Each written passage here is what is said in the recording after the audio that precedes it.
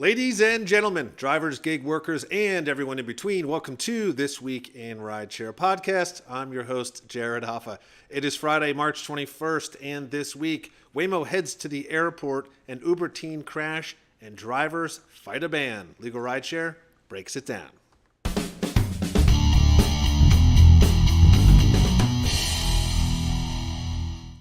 And from Legal Rideshare, I'm joined by the co-founder and lead attorney, Brian Greening, and special guest from Delivery TV, host and creator, Luis Birdie. Gentlemen, happy Friday. Hey. Happy Friday, guys. It's great to be with you.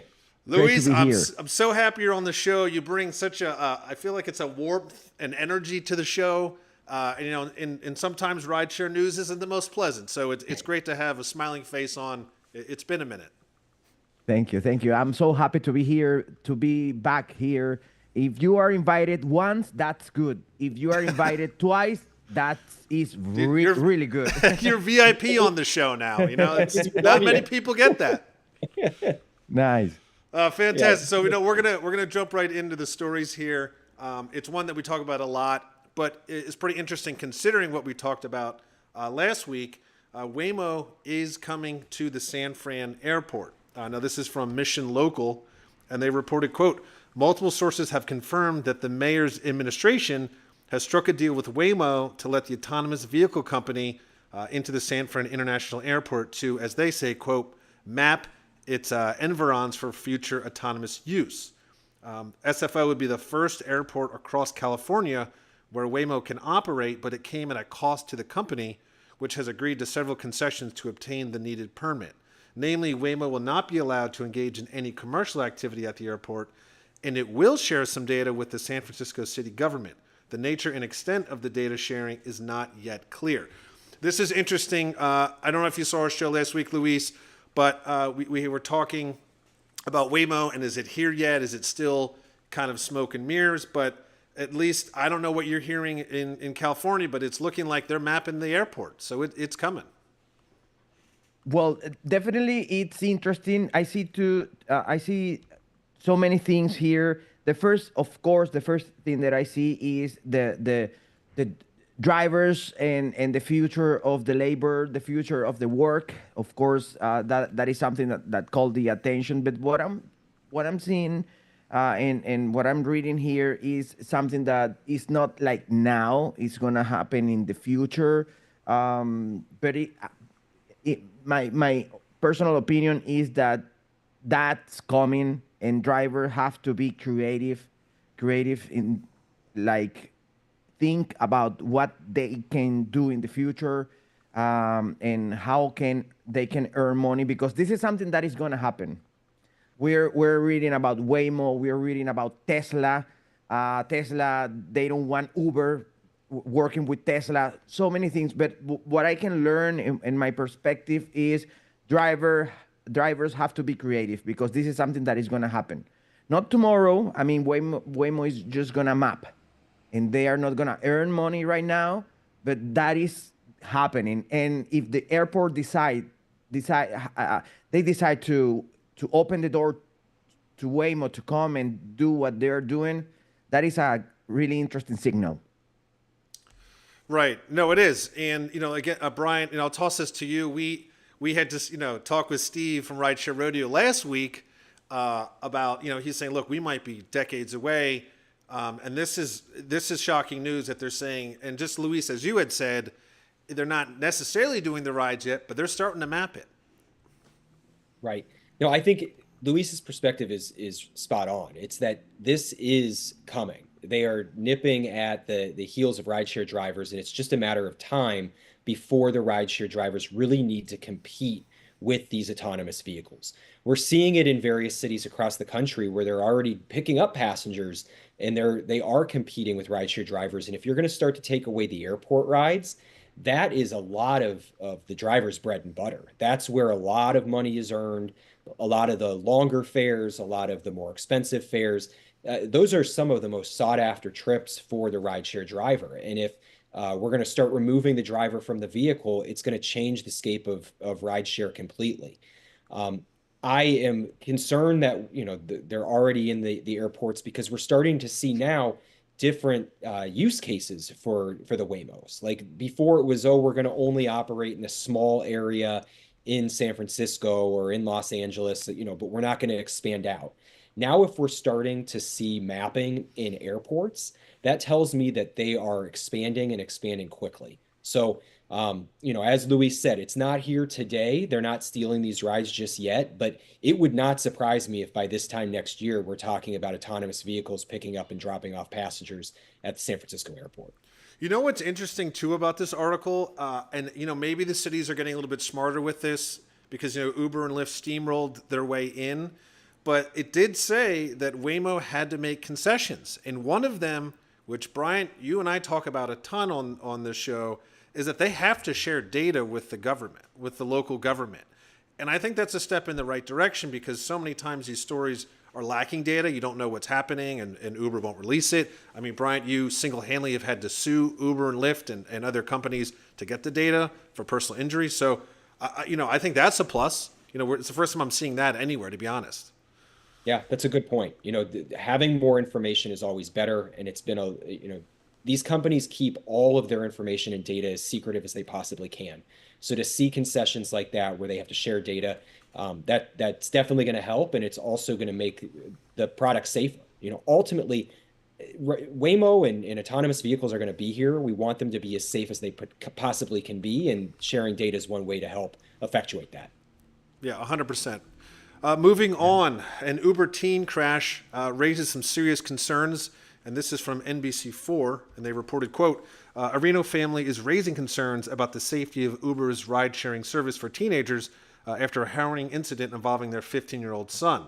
On February 8th, Huck used the Uber teen service to travel to the Mount Rose ski resort. However, the ride took a dangerous turn when the driver allegedly snorted a substance and passed out, causing the car to crash. Uber for Teens promotes itself as a service with highly rated and experienced drivers who undergo thorough background checks. However, they found out that this is quite misleading since technically it says rated drivers, not highly vetted. Luis, I want to toss this to you first.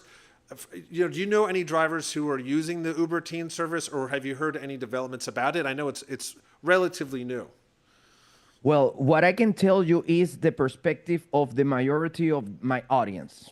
They don't like Uber Teen. They don't like it. And what I've been watching with Uber is that they are always, for example, now they are promoting the cash payment. And they say that this is going to be better for the drivers, more options to earn money, but that is just putting a dangerous situation inside of the car, so bad actors can affect the drivers, can hurt the driver for the cash. The same thing here. They say that this is a great option. Drivers are highly checked, but that is I don't think that is true. A lot of account sharing in this moment. So who is taking care of my kid? Who is picking up my kid? Because the account sharing is something that is happening. And I have another opinion. I have another situation. Last week I received a video from this teen that was trying to play with the driver and do things to the driver. He spilled the drink, and this is something that my audience don't like, and I don't think it's gonna help the driver in the end. So to me, it's a disaster. The Uber Teen option. Yeah, I mean, Brian, we talked about this, but it's interesting. We've discussed eventually there's going to be accidents, and here we are. Yeah, I can only imagine how scared that teenager must have been to see all of this go down in a short period of time. It sounds like the driver is abusing drugs and then gets into an accident, and all of a sudden there's an injury. And I mean, just what commotion, and anybody would be scared, let alone somebody who doesn't have that many years under their belt. So, my first thought is just, oh my God, I cannot believe that this happened to this young person. But on a broader scale, on a global scale here, I'm with Luis. Like, there is no reason why we need to be transporting teenagers in rideshare vehicles. this should be an adult service. It's a luxury. It's something that, I can remember when Uber and Lyft didn't exist and we had to wait for a taxi and it was horrible. And, but people were not sending their children alone in taxis. And I think we need to remember how this all started. It's an adult transportation service. It's better for drivers if it's adults only. It's better for passengers if it's adults only. People who understand, how the system works, what common sense looks like, how to protect themselves in various situations, how to kind of listen to their spidey senses. These are things that require maturity. And, there's just no reason why a teenager needs to be put into the equation. It's a bad system, and this is one example of what can go wrong and why Uber has no business offering it. Yeah, I thought it was interesting. The argument, obviously, like it says, it's highly rated drivers, not highly vetted, which is a good point. The other thing that was interesting about this, and Brian, I don't know if this is common. It seemed unusual, though. It's the passenger, the 15-year-old, said that the driver was snorted some substance. But after the accident, no one drug tested the driver. They said they felt no need for that. I thought that was a bit unusual for that to happen. I don't. I mean, well, loss of words here. I don't know. Yeah, and that's going to be on the responding police officers for whatever decision they made in that regard. But generally speaking, when somebody says my driver snorted something and then crashed, I think it's reasonable to drug test the driver. So I don't. Very, yeah. That was just interesting. I thought that was a bit bizarre, and maybe we'll get more development on this story. I don't think, as we just said before, this is the first time we're seeing a story about this. It definitely won't be the last. I'm sure. Yeah. So we'll see. Moving on to our final story, drivers banned at the airport are demanding reinstatement. Now this is from WSMV4, and they reported the Tennessee Drivers Union will deliver a letter today to the Metro Nashville Airport Authority Board demanding the drivers who were banned from working at the airport be reinstated. The airport authority reportedly banned 34 drivers from picking up riders at the Nashville International Airport after they participated in a protest in February. It was the largest ban on drivers for protesting in ride-sharing history, according to the announcement. The protest was executed on February 14th, Valentine's Day, at the airport and was part of a global strike where drivers refused to accept rides. In Tennessee, the TDU used the strike to urge the Tennessee state legislators to pass House Bill 0879, which bans out-of-state drivers from working in Nashville. So this isn't a developing story. We had covered this in the past. Luis, I don't know if you had seen the original story. It was pretty shocking. They were protesting. People were getting banned. People who weren't even driving were getting banned. It kind of was a mess, and this is the retaliation. So, I love to hear your thoughts on what's happening. Well, too many things to say about this. The first thing, the law, and before I mention the protest and the ban, I want to say this. I've been doing live streaming for several weeks now, like in a daily basis. And one thing about and this is about the law, the 879 law. I've been watching and receiving messages of drivers trying to change the driver license to one state to the other and to the other to the other. So I've been listening to the audience, and so many changes of addresses. So the law, I think, that is a response to that situation. Drivers want to go to where the money is, and that is creating a problem. But that is about that is a real situation. Drivers are moving to one state to the other to earn more money, and that situation is growing. About the airport situation,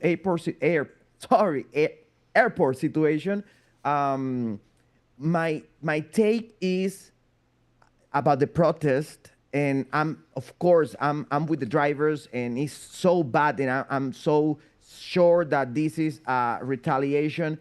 But in the end, are those protests really working? I'm not a big fan of protests, of those type of protests, because I think that those protests don't work.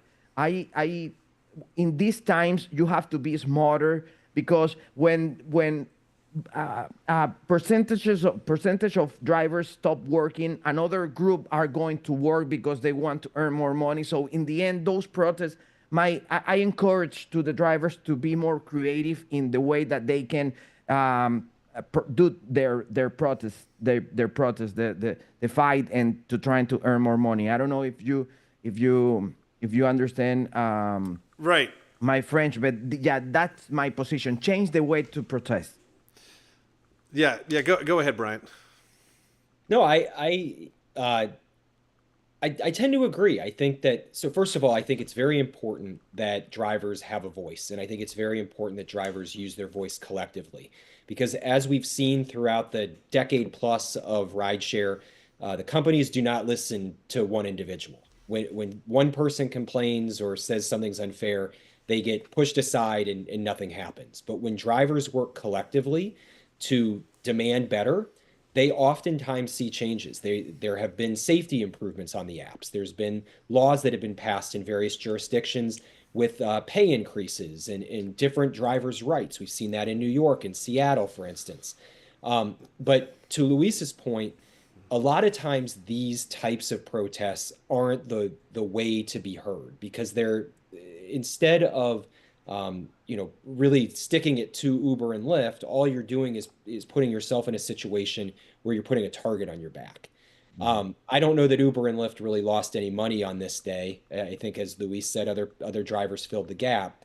But what I do think happened was they were heard. There's now, there's a lot of news about this bill, so it's just proof that by being a collective group, by having a collective voice, you can get these issues into the news cycle. You can get your issue heard by Uber and Lyft, and they're going to be forced to respond. And how do we know that they're scared about what's going on in this area? Well, they're banning people and they're taking retaliatory action.